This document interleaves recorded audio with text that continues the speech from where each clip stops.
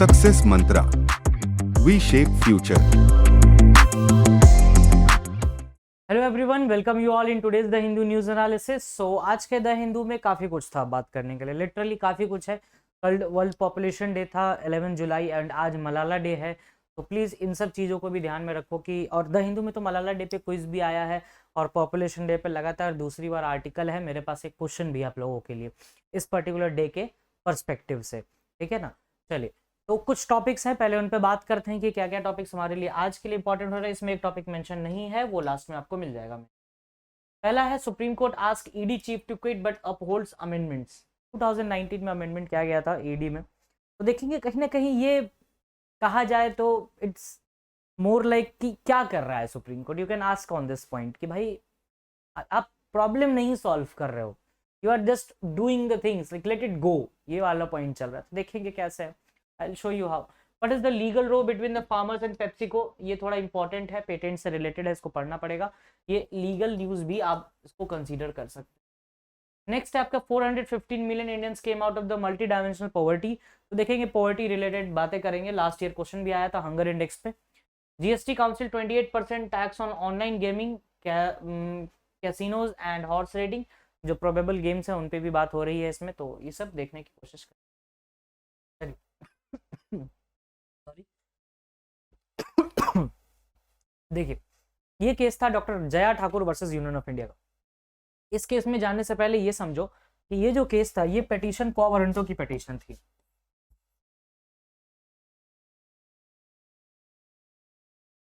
क्वा warranto article 32 of Indian constitution, ठीक है। क्वा वारंटो का मतलब क्या होता है ये जानना जरूरी है यहाँ पर आपके लिए।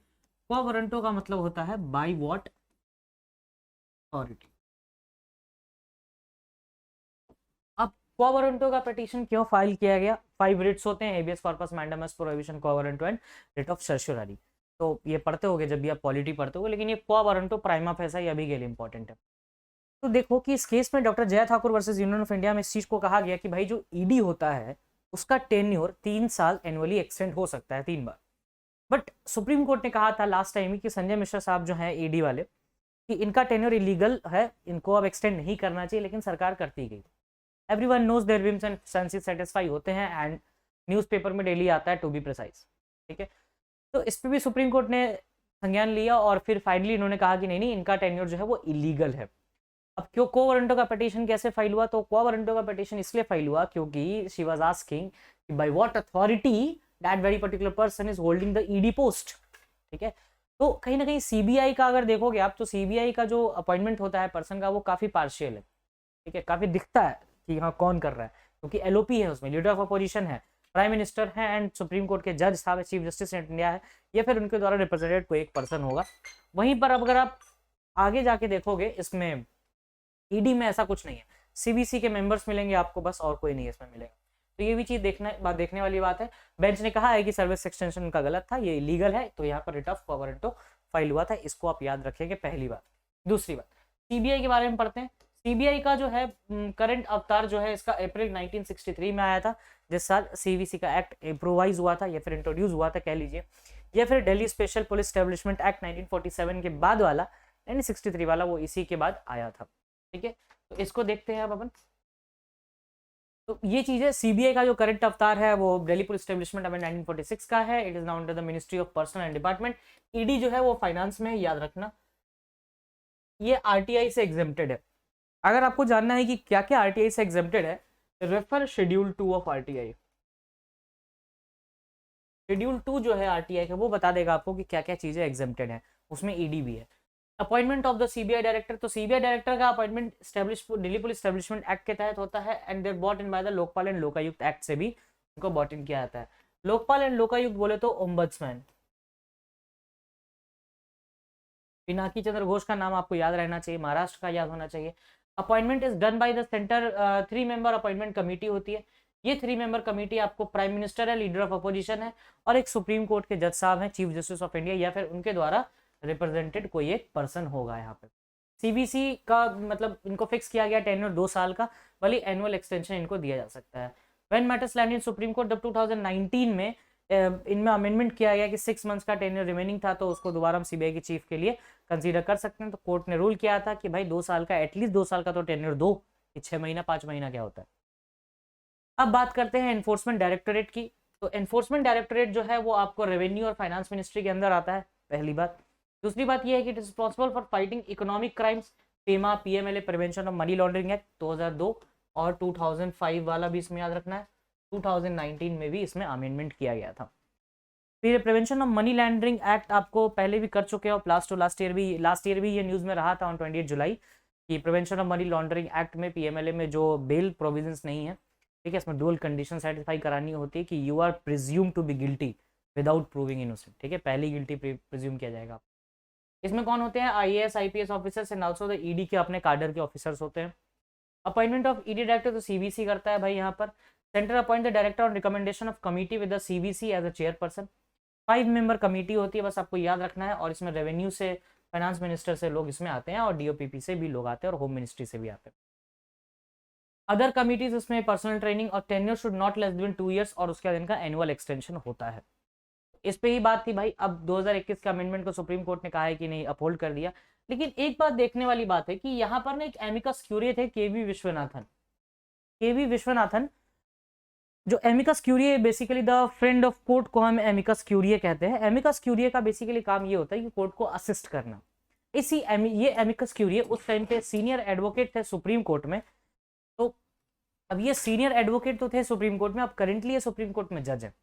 इन्होंने कहा था कि ये जो कमिटी है इसको हमें चेंज करना होगा, लेकिन इस बात को, रिकमेंडेशन को नहीं मानी गई, डिसएग्री किया सबमिशंस मेड बाय द केवी विश्वनाथन। लेकिन हाँ, उसको इलीगल करार दिया और कहा कि भाई 31 जुलाई तक अपनी पोस्ट खाली करिए, आपके पास 31 जुलाई तक का टाइम है। फेयरवेल इस पर्सन का पोस्ट 2 महीने में खाली होने ही वाला था, सितंबर में, तो 2 महीना पहले कर दिया और कुछ नहीं है, ठीक है। चलिए नेक्स्ट देखते हैं, what is the legal row between the farmers and PepsiCo completely याद करने वाली चीज है। एक देखो, आलू की वैरायटी होती है, जो चिप्स बनते हैं, पेप्सी को जो चिप्स बनाते हैं उसमें आलू की एक प्रॉपर वैरायटी होती है। एक कड़ा लेते हैं वो लोग, उसमें से आलू पास कराते हैं, अगर थोड़ा सा भी ऊपर नीचे हुआ तो दे रिमूव दैट पोटैटो। अब आलू की जो बीज होती है वो छोटे आलू में ही होती है, तो वहीं से वो लोग आलू निकालते हैं। तो इन्होंने कहा कि भाई हम पेटेंट करा लेंगे वो आलू, वो बीज, और वो फार्मर हमसे खरीदेंगे। तो ये तो प्रॉब्लम है ना, ये तो मतलब वायलेशन है साफ साफ। तो FL 2027 एक वेराइटी है और ये एक्ट है 2001 का। इसमें चिपिंग पोटैटो कहा जाता है, मतलब जिस पोटैटो से चिप्स बनता है उन पोटैटो का, इनका शुगर कंटेंट स्टेबल होता है, हाईली सुटेबल होता है फॉर द चिप्स मैन्युफैक्चरिंग। अब प्लांट वेराइटीज एक्ट 2001 में आया था, क्योंकि पोटैटो भी एक प्लांट है, वो सही आता है भाई। Why did the court rejected the appeal? क्योंकि इसमें जो बात हो रही है ये न्यू वेरिएंट के तौर पे बोल रहे हैं कि भाई ये न्यू वेरिएंट है, जबकि वो एग्जिस्टिंग वेरिएंट ही है, that is not a new variant. तो इसको देखना। नाउ यूएनडीपी का multi dimensional poverty index release हुआ है, जिसमें उन्होंने 2005 से 1921 तक का बात किया है कि इंडिया ने मल्टी डायमेंशनल लेवल पे पॉवर्टी को कम किया, 415 million. That is a good number. अगर आप देखोगे तो ये जनवरी 2005 से लेकर 2016 तक के बीच में डिमोनेटाइजेशन आया, कोविड आया, तो उसके चीजें थोड़ी सी इम्बैलेंस हो। रिलीज किसने किया है इसको? बाय द यूएनडीपी और Oxford poverty and human development initiative ने इस चीज को रिलीज किया है। तो you should be remembering for the fact basis, ये पार्ट एटलीस्ट आपको पता होना चाहिए। नेक्स्ट देखेंगे 25 कंट्रीज के बारे में आया, इसमें कंबोडिया, चाइना वगैरह, इंडिया, इंडोनेशिया, मोरक्को, इन सब के बारे में है। एंड पॉवर्टी से रिलेटेड दो कमिटीज है इंडिया में, तेंदुलकर कमेटी और सी रंगराजन कमेटी। प्लीज इन दोनों को याद रखना, आपका फ्लैट पूछ देता है कभी कभार की पॉपुलेशन से रिलेटेड कौन सी कमेटी है या पॉवर्टी से रिलेटेड कौन सी कमेटी है। तो एक तो तेंदुलकर कमेटी और एक सी रंगराजन कमेटी, जो कि इस साइड लिखा हुआ है, ठीक है। अगर नेक्स्ट देखें तो जीएसटी काउंसिल से रिलेटेड है, जिसमें 28% टैक्स ऑनलाइन गेमिंग पे लगाया जा रहा है करेंटली, और हॉर्स रेसिंग है और बाकी चीज़ों पे इन्होंने थोड़ा कम किया है, जैसे अनफ्राइड स्नैक पैलेट्स होते हैं, कैंसर के मेडिसिन हैं, इमिटेशन जारी थ्रेड्स होते हैं, उन पर कम किया। बहरहाल उस पर ऑनलाइन गेमिंग्स पे बढ़ा दिया। इसको भी बहुत लोगों ने अपोज किया, कुछ लोग कह रहे हैं ठीक है, तो इट्स अ गुड, क्योंकि ऑनलाइन गेमिंग को रेगुलेट करना ज़रूरी भी है। और 101st अमेंडमेंट से जीएसटी आया था 2017 में, और इसने सीजीएसटी एसजीएसटी वाला कॉन्सेप्ट खत्म किया और goods and services tax introduce किया, ठीक है। ये इतने पार्ट्स में डिवाइडेड है, इसके स्लैब्स है कुछ 0, 5, 12, 18 एंड 28, एटलीस्ट इतना याद रखना। टाइप्स ऑफ जीएसटी की बात करें तो एक होता है स्टेट जीएसटी, उसके बाद central GST and integrated goods and services tax. तो ये जो 3 है, अब इनको इन्होंने क्या किया है कि जीएसटी के नाम से इंट्रोड्यूस कर दिया कि भाई गुड्स एंड सर्विसेज टैक्स होगा, जीएसटी काउंसिल 279A में है, ये एक बेस्ट एग्जांपल है। We talk about the federalism का कॉन्सेप्ट अगर देखोगे तो GST council is the best thing, जिसमें सेंटर और स्टेट दोनों के लोग आते हैं और बात करते हैं इस बारे में, सब अपना व्यू पॉइंट रखते हैं, सबका सुना भी जाता है। ठीक है, कोऑपरेटिव फेडरलिज्म का एक बहुत अच्छा एग्जांपल है। इसमें यूनियन फाइनेंस मिनिस्टर चेयरमैन होते हैं, यूनियन फाइनेंस मिनिस्टर स्टेट आते हैं, रेवेन्यू इंचार्ज मिनिस्टर्स होते हैं, फिर फाइनेंस और स्टेट गवर्नमेंट के मेंबर्स भी होते हैं। ठीक है, अभी रिसेंटली 28% इस पे लगाया है। ग्रुप ऑफ मिनिस्टर्स ने कहा, अभी गोवा ने प्रपोज किया था 18% प्लेटफॉर्म फीस, लेकिन गवर्नमेंट 28% पे एग्री हुई। According to the online gaming companies 20 ये हैम्पर ही नहीं बल्कि प्रॉब्लम क्रिएट करेगा, लेकिन it is a need of time, because क्योंकि बहुत नई इंडस्ट्री है, we need to regulate it. ठीक है, नाउ एक सेल्फ क्लाउड का आपने सुना होगा, इमेज देखे होंगे आपने, बहुत सारे बादल एक साथ आ रहे हैं, सेल्फ क्लाउड। ये हरिद्वार की बात है, परसों की बात है, सेल्फ क्लाउड। तो सेल्फ क्लाउड लोग बोलते हैं, बहरहाल इसका दूसरा नाम है एक सेल्फ क्लाउड का। ये लो लाइंस क्लाउड होते हैं जो ज़्यादा ज़मीन के पास होते हैं, और that can sometimes appear to rotating horizontally, rotate भी करता है, एंड ये कोल्ड एयर्स को रश करता है, ये ह्यूमिडिटी उठाता है ऊपर में, बहुत तेज बारिश होती है, तो बादल फटने के भी बहुत चांस होते हैं। तो थंडर स्टॉर्म्स क्या होते हैं कि रेन शावर्स होते हैं, जब ये थंडर लाइटिंग वगैरह होते हैं उसे हम थंडर स्टॉर्म बोलते हैं। आजकल वेदर फिनोमिना थोड़ा इंपॉर्टेंट है, प्लीज़ उस पर भी फोकस करो। कंडेंसेशन, वार्म एयर कूलर हो जाती है, कूलर एयर ड्रॉप करता है, बारिश होती है, तो this were the weather phenomena. तो इसमें ऐसा बात करने के लिए कुछ है नहीं। गुइलियन बैरन सिंड्रोम, ये गुइलियन बैरे सिंड्रोम पेरू में देखने के लिए मिल रहा है। गुइलियन बैरे सिंड्रोम पेरू क्यों इंपॉर्टेंट है, क्योंकि Peruvian coast is responsible for the monsoon also, है ना। मॉनसून या फिर एल नीनो ला नीना के इफेक्ट के लिए पेरुवियन कोस्ट बहुत इंपॉर्टेंट है। प्लस अगर बात करें तो Peru is a South American country, right. और Argentina, Bolivia and Colombia, ABC countries, Chile, sorry, Argentina, Bolivia and Chile, ये तीनों लिथियम रिजर्व की भी कंट्रीज है, वहाँ पे पास में पेरू भी पड़ता है, एंड इसका रेंज भी है, तो थोड़ा सा पढ़ना इंपॉर्टेंट है हमारे लिए। एक ये ऑटो इम्यून डिसऑर्डर है, बॉडी के इम्यून सिस्टम में प्रॉब्लम क्रिएट करता है। एडल्ट्स और मेल्स में ज़्यादातर ये पॉपुलर है। सिम्टम्स से आपके आर्म्स फेसेस पे दिख जाएंगे, मसल्स फेसेस पे भी पीपल के सिम्टम्स दिखे हैं। कॉजेज क्या है, infection, viral infection and Epstein Barr virus, और एडमिनिस्ट्रेट सर्जरी से इसको ठीक किया जा सकता है। डायग्नोसिस क्या है, अभी कोई पता नहीं है, तो ये इमरजेंसी इसलिए डिक्लेयर किया गया है पेरू के थ्रू, तो ये थोड़ा सा देखने लायक है। अभी रिसेंटली क्या हुआ है कि चिप वॉर, एक बहुत सारे आर्टिकल्स भी छपे थे सेमीकंडक्टर, हम लोगों ने भी बात की थी कि चाइना जो है वो सबसे बड़ा मतलब इसका है प्रोड्यूसर, और स्विट्जरलैंड, नेदरलैंड्स जो है वो ASML कंपनी है, उसकी जो सबसे बड़ी मशीन बनाती है वाली कंपनी है वर्ल्ड में, चिप्स जिस मशीन से बनती हैं। उसके बाद ही रिसेंटली न्यूज़ आया कि फॉक्सकॉन और Vedanta, Foxconn is a Taiwanese country, Taiwanese company, तो फॉक्सकॉन और वेदांता $19.5 मिलियन का एक चिप मैन्युफैक्चरिंग प्लांट खोलना था इंडिया में, गुजरात में, लेकिन अब उन्होंने फंडिंग वापस ली। मतलब वेदांता फंडिंग कर रहा था, फॉक्सकॉन ने मना कर दिया कि हम रीजनल बेसिस पे कर लेंगे, वैसे नहीं करना हमें। ठीक है, तो ये 2020 में वेदांता फॉक्सकॉन ने ये साइन किया था। इनिशियल प्रपोजल 28 नैनो NM के चिप्स थे, and neither Foxconn nor Vedanta have in house technology to design, वो भी बाहर से लाते थे, हम पेमेंट करते थे, तो ये इस तरह से चल रहा था, बट इन्होंने वापस ले।